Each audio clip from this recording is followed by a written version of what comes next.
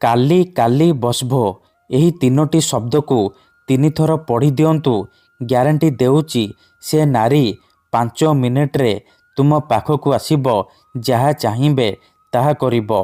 ହଁ ଫ୍ରେଣ୍ଡସ୍, ଯଦି ଆପଣ କେଉଁ ଝିଅ ବା ବିବାହିତା ନାରୀକୁ ମନେ ମନେ ଭଲ ପାଉଛନ୍ତି କିନ୍ତୁ ଯେତେ ଚେଷ୍ଟା କଲେ ମଧ୍ୟ ତାକୁ ପଟେଇ ପାରୁନାହାନ୍ତି, ତାକୁ ନିଜର ମନ କଥା କହିବାକୁ ଡରୁଛନ୍ତି, ଆଉ ଆପଣ ଚାହୁଁଛନ୍ତି କି ସେ ଝିଅ ବା ନାରୀ ନିଜେ ଆସି ଆପଣଙ୍କୁ ଭଲ ପାଉଛି ବୋଲି କହୁ, ତେବେ ଆଜିର ଏହି ଭିଡ଼ିଓଟି ଆପଣଙ୍କର ଇଚ୍ଛାକୁ ପୂରଣ କରିବ।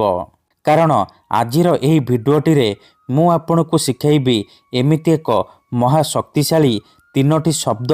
ଏହି ତିନୋଟି ଶବ୍ଦକୁ ଆପଣ ତିନିଥର ପଢ଼ିବା ମାତ୍ରେ ସେପଟେ ସେ ଝିଅ ବା ନାରୀ ଆପଣଙ୍କ ଆଡ଼କୁ ଆକର୍ଷିତ ହେବାକୁ ଲାଗିବ। ରାତି ଦିନ ଆପଣଙ୍କ କଥା ଭାବିବ। ଯେପର୍ଯ୍ୟନ୍ତ ଆପଣଙ୍କ ପାଖକୁ ଆସିନି, ଆପଣଙ୍କ ସହିତ ସମ୍ପର୍କ ରଖିନି, ସିଏ ଖାଲି ଛଟପଟ ହେବ।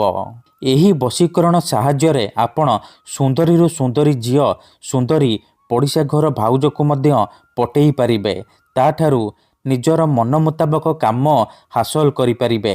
ଯେଉଁ ଝିଅ ପଟୁନଥିଲା, ଆପଣଙ୍କୁ ଭାव ଦେଉନଥିଲା, ସେ ଝିଅ ନିଜେ ଆସି ଆପଣଙ୍କ ସହିତ କଥା ହେବ, ଆପଣଙ୍କୁ ଭଲ ପାଉଛି ବୋଲି କହିବ।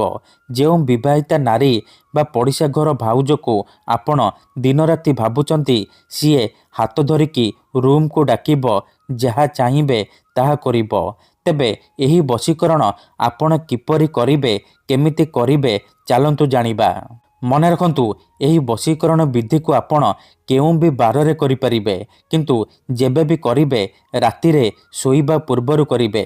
ପ୍ରଥମେ ଆପଣ କ'ଣ କରିବେ, ଖଣ୍ଡେ ସାଧା କାଗଜ ଆଣିବେ, କଳା କଲମ ଆଣିବେ, ଅଳ୍ପ ଟିକେ ଲାଲ ସିନ୍ଦୁର ଆଣିବେ।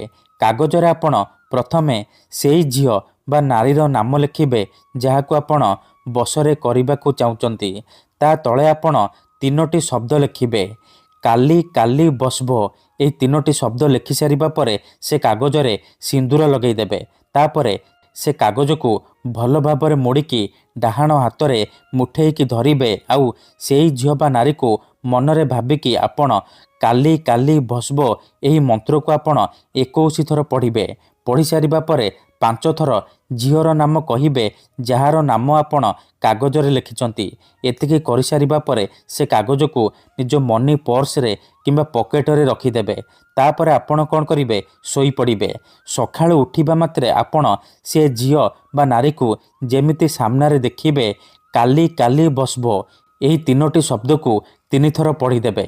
ଗ୍ୟାରେଣ୍ଟି ଦେଉଛି ସେହି ସମୟଠାରୁ ସିଏ ଆପଣଙ୍କ ଆଡ଼କୁ ଆକର୍ଷିତ ହେବାକୁ ଲାଗିବ।